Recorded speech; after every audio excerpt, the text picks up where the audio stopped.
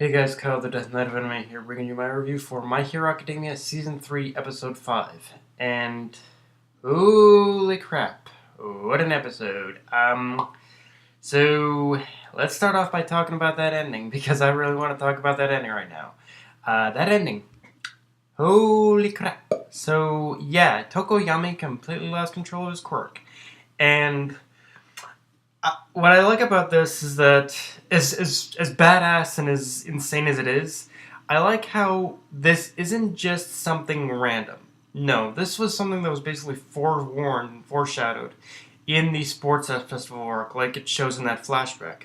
Now, the only question becomes how to stop him, because the obvious choice would be just to shine an enormous light on him, but to my knowledge, very few people in the show so far possess that ability. I mean, I know Bakugo's quirk worked on Tokoyami, but considering the situation Bakugo's in, but I don't know if Bakugo would be able to conjure up a blast large enough to stop that.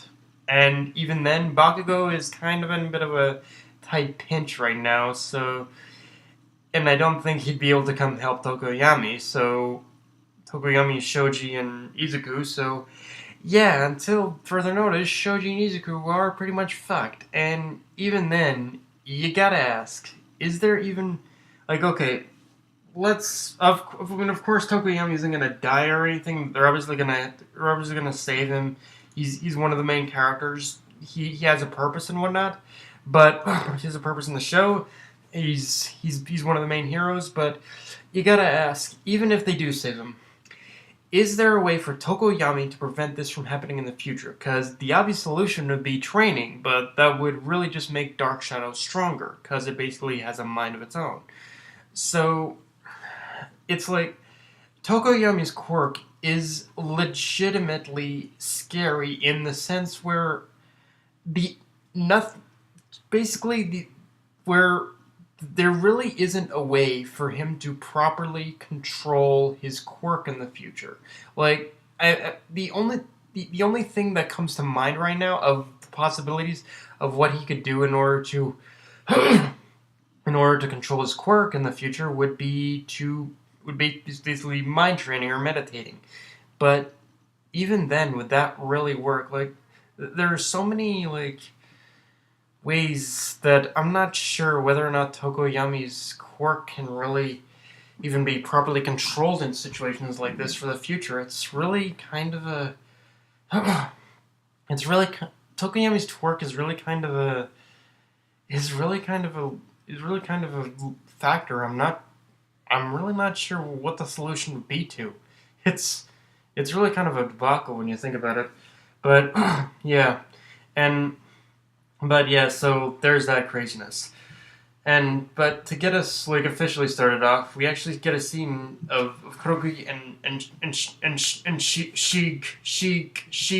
Shigaraki that honestly shows quite a bit of development from the latter, in the sense where in a situation like this, if you really think of everything that he's done up to this point, Shigaraki would have been the first to rush out there and fight all of them. Not really care. He just wants to kill, murder, maim as many people as he possibly can.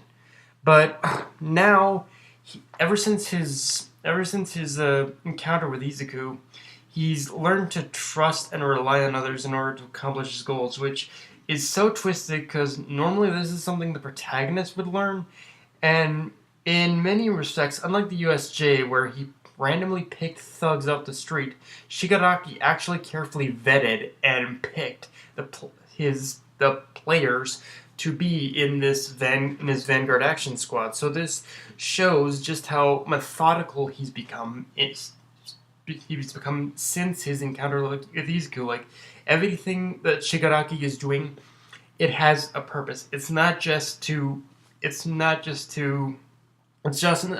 cause destruction.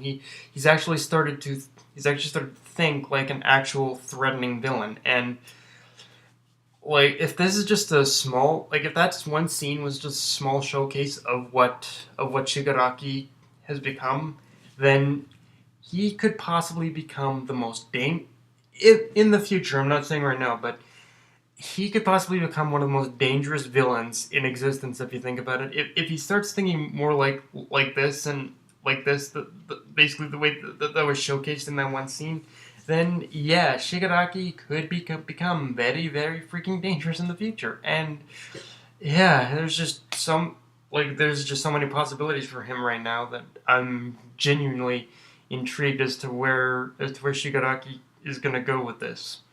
So where Shigaraki's character is gonna go with this. So yeah, and okay. So I feel like I should take note of this, but the moment Izuku met up with Aizawa, what happens? He gets reprimanded for using his quirk again against the villain, which which shows that as retarded as it may be, even in this situation, the students are bound by the rules and laws of the society may be, as it may be, as it may be, even in this situation, as it as it may be, even in this situation, students are as retarded as it may be. Even in this situation, the students are bound by the rules and laws of this society. So they can't. So it's so stupid because they can't do anything until an actual pro hero says otherwise. Which, in some respects, I understand, as Izuku was the one who went looking for trouble and went looking for that fight with Muscular. But on the other hand, that's what a hero is supposed to do. And in this situation, I'm pretty sure you can afford to bend the rules a bit, especially if you consider the fact that this arc, in many respects, mirrors the USJ incident. Like, if you think about what's going on in this whole arc, it's basically a self-defense thing. It's basically like the USJ. It was self-defense then, it's self-defense now. So it's like, okay, yeah, you can, okay, yeah, like, what the, like, you're also in a secluded area, so even if, so it's not like, so it's like, you can kind of kind of afford to, bend the rules a little bit. And again, even then, it's like, this is more or less pretty much just a self-defense thing. It's not like it's actually having, it's not like it's actually gonna, it is a self-defense situation, so it's not like it's really even going to really, it's not like you can twist this in a way where it isn't going to affect the students in such a harmful way. Like, yeah, it's just this whole, again, this just proves just how fucked this hero system is, because the students are defending themselves at the end of the day. That's what this is. But I'm sure if the police were here, it would be like, you guys aren't authorized. Step down. So it's like, yeah, it's so fucking twisted and retarded that I can't even get out the words of how frustrated I am at that.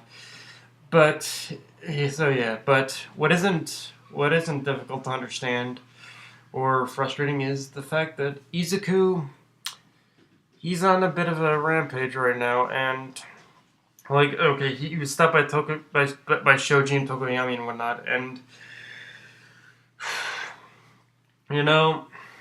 as I almost get the feeling this whole rampage he's on right now, I get the feeling it's almost going to be the cause of what it's almost going to be the cause of what's going to what is inevitably going to be Bakugo's kidnapping. Like, I've gotten this in this episode. It really gave me the sense that Bakugo, yeah, he's not going to he's not going to make it out of this without getting captured. Like, after this episode, Bakugo getting kidnapped. It almost seems like something that's going to be a definite in this situation. Like, I think that, and we still don't know exactly what the League of Villains wants with Bakugo. Although if you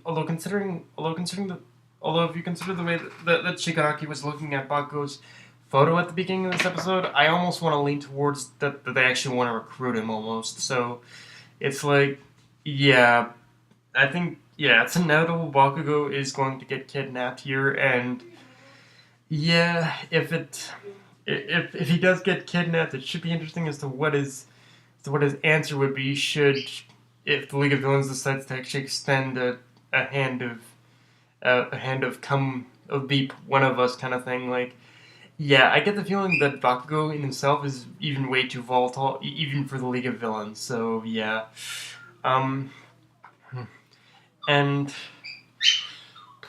but but that aside, can we just sit back and appreciate the fact that there were a bunch of little battle there were a bunch of little battle setups in this episode, but the one that the episode chose to focus on wasn't one from Class A, but rather a fight involving Class B, or in this case, Tetsutetsu and Kendo versus Mustard. And it really shows that despite the show's enormous cast of characters, and I'm sure there might be some that'll still get shafted, at least we can take assurance in the fact that yes, these characters aren't just existing to exist. They actually do have a purpose in the story. And as much as I love Class 1A, I'm curious who in Class 1B they'll choose to focus on next, if at all. Like, this, if at all, because I get the feeling we're definitely gonna get a couple more fights in this in this in this arc, but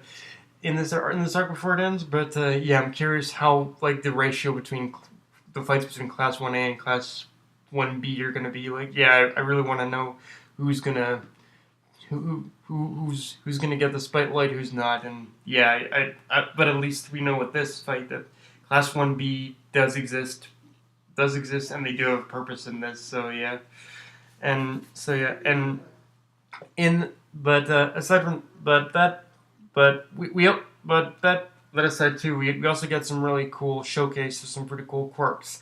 The first being Twice's quirk, which, like his villain name says, he's able to duplicate himself in other people, but it appears it appears that his quirk kind of operates on the multiform logic, in which the duplicates aren't as strong as the original, and the other is Moonfish, which the fact that he's a death row convict is scary enough, but the fact that he can use his teeth as weapons is just a whole new form of weird and creepy at the same time.